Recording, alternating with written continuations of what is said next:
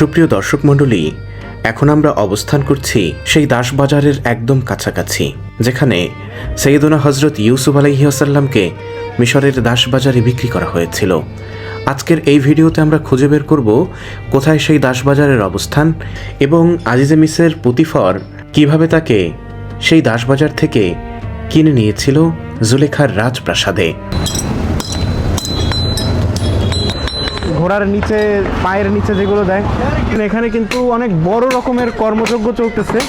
বিশেষ করে যে বড় বড় যে পায়ের এগুলো বানানো হয় সেগুলো হচ্ছে ঘোড়ার জন্য, এবং ছোট যেগুলো আছে সেগুলো হচ্ছে গাধা এবং খচ্চরের জন্য। আসসালামু আলাইকুম ওয়া রাহমাতুল্লাহি ওয়া বারাকাতুহু। ইতিহাস, ঐতিহ্য, সভ্যতা এবং সালতানাতের আতুরঘর মিশরের রাজধানী কায়রোর অদূরে মেমফিস থেকে আপনাদের শুভেচ্ছা জানাচ্ছি। বন্ধুরা, আজকে আমরা রয়েছি সেই শহরে যেই শহরের বাজারেই বিক্রি করা হয়েছিল হজরতে ইউসুফ আলাইহিসসালামকে। এই শহরেই কিন্তু রয়েছে কসরে আজিজে মিসর, যেটা আপনাদেরকে এর আগের পর্বে দেখাতে পেরেছি। তো এই পর্বে মূলত আমরা আপনাদেরকে দেখাতে যাচ্ছি কোনখানে বিক্রি করা হয়েছিল হজরতে ইউসুফ আলাইহিসসালামকে, এবং সেখান থেকে পুতিফার কিন্তু তাকে কিনে নিয়েছিল। এবং আমরা আজকে রয়েছি সেইখানেই। যারা আপনারা আমার ভিডিও নিয়মিত দেখেন, অবশ্যই অনুরোধ থাকবে চ্যানেলটাকে সাবস্ক্রাইব করে দিবেন এবং কমেন্টে জানিয়ে যাবেন যে আজকের ভিডিও পর্বটি কেমন হয়েছে এবং আগামী ভিডিওতে আপনারা কি দেখতে চান। আর আমরা মূলত এগোচ্ছি সামনের দিকে, যেই বাজারে বিক্রি করা হয়েছিল আজিজে মিসর হজরতে সৈয়দনা ইউসুফ আলাইহিসসালামকে। কেনানের নীরব রাত। এক কিশোর আকাশের দিকে তাকিয়ে আছে। তিনি হলেন আল্লাহর নবী সৈয়দনা হজরত ইউসুফ আলাইহিসসালাম। এক রাতে তিনি এক আশ্চর্য স্বপ্ন দেখলেন। আমি দেখলাম 11টি নক্ষত্র, সূর্য এবং চন্দ্র সবাই আমাকে সিজদা করছে। এই স্বপ্ন তিনি বললেন তার পিতা আল্লাহর নবী হজরত ইয়াকুব আলাইহিসসালামকে। নবী ইয়াকুব আলাইহিসসালাম বুঝে গেলেন এ সন্তান একদিন মহৎ মর্যাদায় পৌঁছাবে। তাই তিনি সতর্ক করে বললেন, বাবা, এই স্বপ্ন তোমার ভাইদের কাছে বলো না। কিন্তু ভালোবাসা কখনো পরীক্ষা হয়ে ফিরে আসে। নবী ইয়াকুব আলাইহিসসালাম ইউসুফকে বেশি ভালোবাসতেন, আর সেই ভালোবাসাই হয়ে উঠল ভাইদের হিংসার কারণ। একদিন তারা কল্পনা করল মরুভূমির নির্জনে নিয়ে গিয়ে তারা ছোট্ট ইউসুফকে একটি গভীর কূপে ফেলে দিল। এরপরে রক্তমাখা জামা নিয়ে ফিরে এসে বলল, বাবা, ইউসুফকে নেকড়ে খেয়ে ফেলেছে। কিন্তু ইয়াকুব নবীর হৃদয় সত্য জানে। ইয়াকুব নবী বললেন, বরং তোমাদের মনই তোমাদের জন্য এক গল্প সাজিয়েছে। দিন কেটে যায়, রাতের অন্ধকার ঘনিয়ে আসে। ছোট্ট ইউসুফ গভীর কূপে ভয় পেতে লাগল। একদিন একটি কাফেলা সেই কূপের পাশে এসে থামে। পানি তুলতে গিয়ে তারা খুঁজে পায় এক অপূর্ব সুন্দর বালককে। তারা বুঝল এ এক অমূল্য সম্পদ। তাকে নিয়ে যাওয়া হলো মিশরে দাস হিসেবে বিক্রি করার জন্য। হ্যাঁ বন্ধুরা, এটি হচ্ছে সেই জায়গা, করিয়াতু আজিজিয়ার তৎকালীন দাস বাজার, যেখানে মানুষের মূল্য নির্ধারণ হতো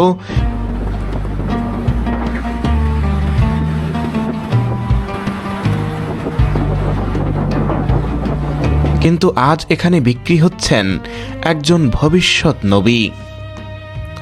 মানুষ জড়ো হচ্ছে, হাকডাক উঠছে, এই দাসের দাম কত? সৈয়দনা হজরত ইউসুফ আলাইহিসসালামের সৌন্দর্য, তার নূর সবাইকে অবাক করে দিচ্ছে।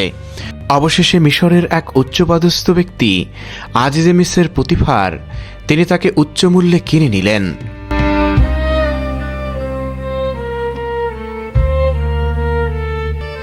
পুতিফার তাকে দাস হিসাবে ক্রয় করে নিয়ে গেলেন পুতিফার এবং জুলাইখার প্রাসাদে।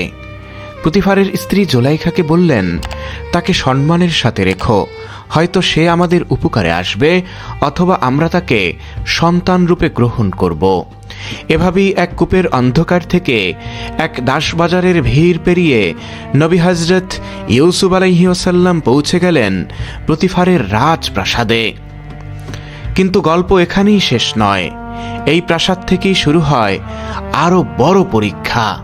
প্রথমে কারাগার, পরবর্তীতে কারাগারে বসে স্বপ্নের ব্যাখ্যা, নবুয়ত প্রাপ্তি, আর শেষ পর্যন্ত মিশরের ক্ষমতার শীর্ষে আরোহণ করে নবী হজরত ইউসুফ আলাইহিস সালাম। আমরা যাচ্ছি বাজারের দিকে। এই সামনের দিকেই হচ্ছে সেই বাজার যেখানে মূলত বিক্রি করা হয়েছিল সাইয়েদনা হজরত ইউসুফ আলাইহিস সালামকে। আর আপনাদেরকে এর আগের পর্বের ভিডিওতে আমি দেখানোর চেষ্টা করেছি যে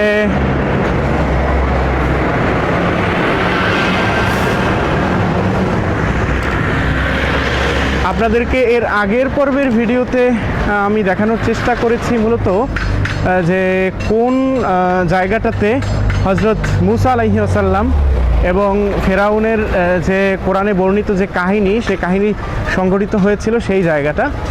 আর এই অঞ্চল মূলত ছিল ম্যানফেসের, এই অঞ্চলটা ছিল সেই যুগে, অর্থাৎ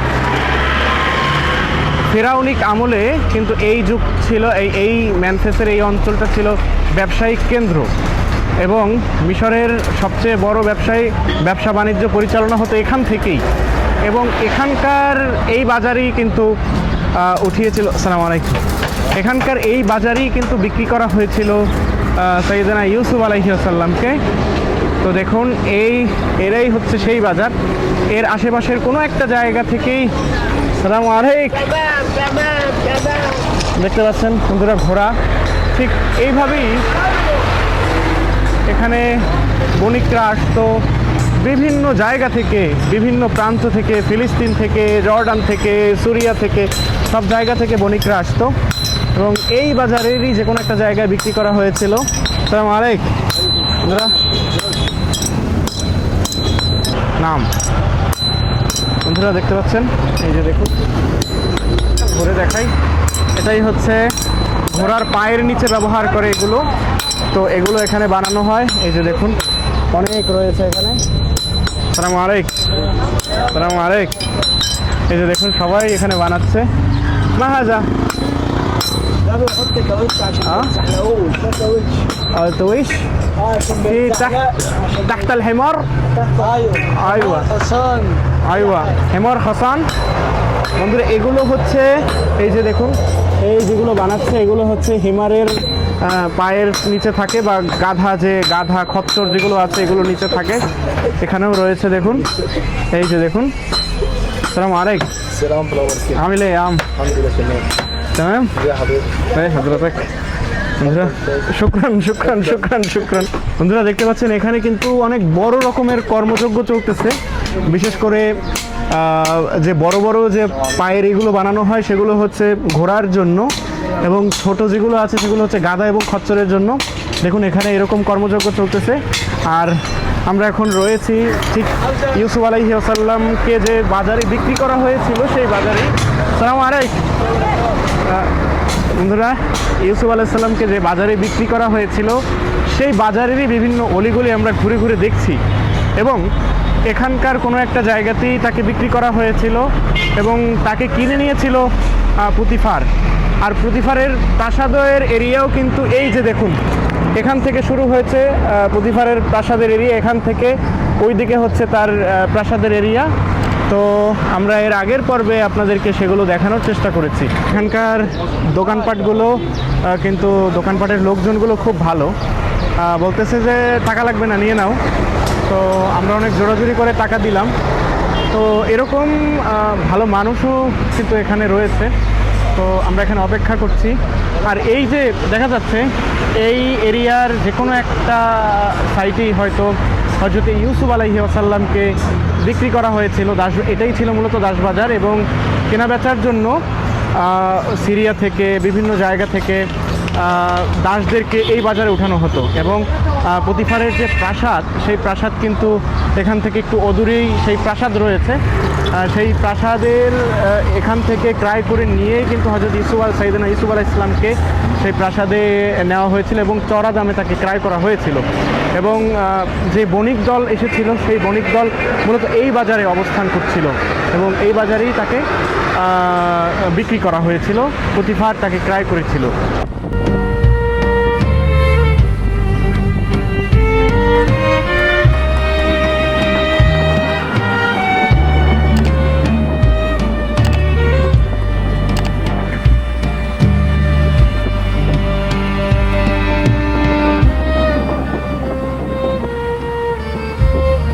দেখতে দেখতে আমাদের ভ্রমণ শেষ।